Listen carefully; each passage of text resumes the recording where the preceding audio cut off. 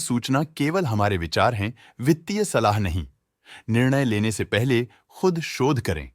किसी भी लाभ या हानि के लिए हम उत्तरदायी नहीं हैं।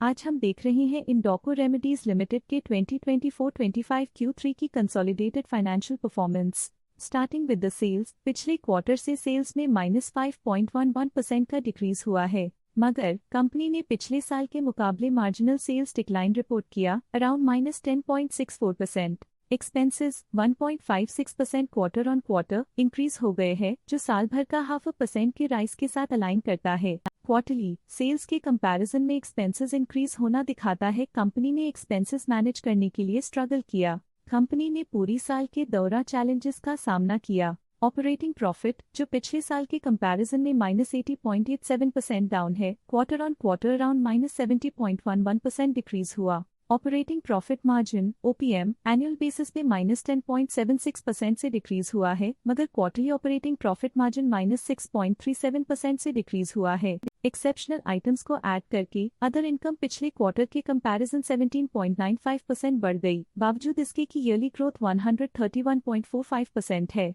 इंटरेस्ट एक्सपेंसेस पिछले क्वार्टर से -9.65% डाउन हुआ, लेकिन ईयर ओवर ईयर इंक्रीज 59.98% है। डिप्रिशिएशन कॉस्ट्स में क्वार्टरली -0.35% का डिक्लाइन देखने को मिला और ईयरली बेसिस पे 17.95% का इंक्रीज देखने को मिला। Profit before tax annually -236.81% decrease हुआ, लेकिन प्रीसीडिंग क्वार्टर से -539.67% डिक्रीज हुआ। इस साल कंपनी ने 31.24% टैक्स पे किया और क्वार्टरली कंपनी ने -8.27% टैक्स पे किया। नेट प्रॉफिट ने ईयर ऑन ईयर -282.52% का डिक्लाइन दिखाया, लेकिन लास्ट क्वार्टर से -183.72% का कंट्रैक्शन हुआ है। इस क्वार्टर के दौरान कंपनी का परफॉर्मेंस इतना अच्छा नहीं रहा, नेगेटिव नेट प्रॉफिट लॉसेस को इंडिकेट करता है। वहीं अगर एनुअल एनालिसिस की बात करें तो साल के दौरान कंपनी का परफॉर्मेंस अच्छा नहीं रहा। नेगेटिव नेट प्रॉफिट का मतलब है कि कंपनी प्रॉफिट के कंपैरिजन में नुकसान उठा रही है।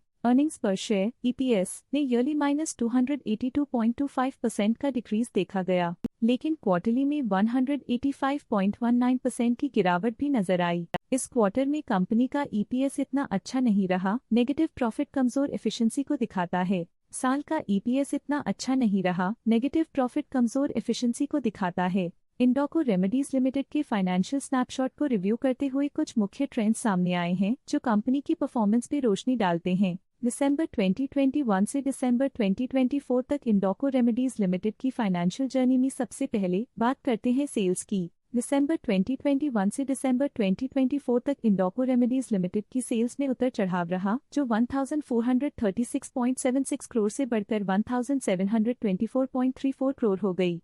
ये फ्लक्चुएशंस मार्केट कंडीशंस के इम्पैक्ट को दर्शाते हैं। अब बात करते हैं एक्सपेंसेस की। एक्सपेंसेस पिछले 4 सालों में 1135.25 करोड़ से बढ़कर 1575.42 करोड़ हो गए हैं। यहाँ सेल्स बढ़ रही हैं और एक्सपेंसेस भी बढ़ रहे हैं। बढ़ती सेल्स और एक्सपेंसेस ग्रोथ और इन्वेस्टमेंट को इंडिकेट करते हैं, पर सस्टेन प्रॉफिटेबिलिटी के लिए केयरफुल मैनेजमेंट जरूरी है। दिसंबर 2024 में ऑपरेटिंग प्रॉफिट डिक्रीज होकर 148.92 करोड़ हो गया।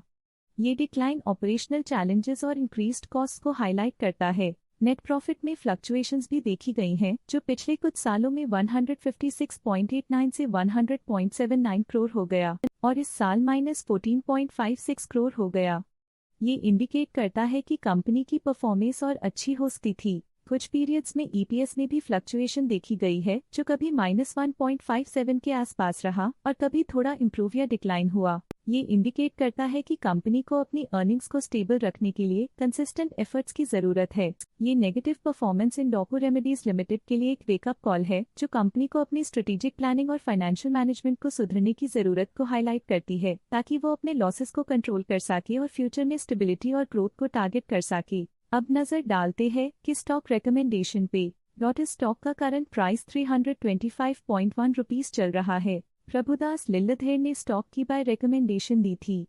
उन्होंने स्टॉक का टारगेट प्राइस 320 का अनुमान लगाया था। रिकमेंडेशन के समय स्टॉक का प्राइस 315.05 चल रहा था, जो करंट प्राइस से -1.2% डाउन है। स्टॉक लेटेस्ट न्यूज अपडेट के लिए चैनल को सब्सक्राइब करें और वीडियो को लाइक एंड शेयर करें।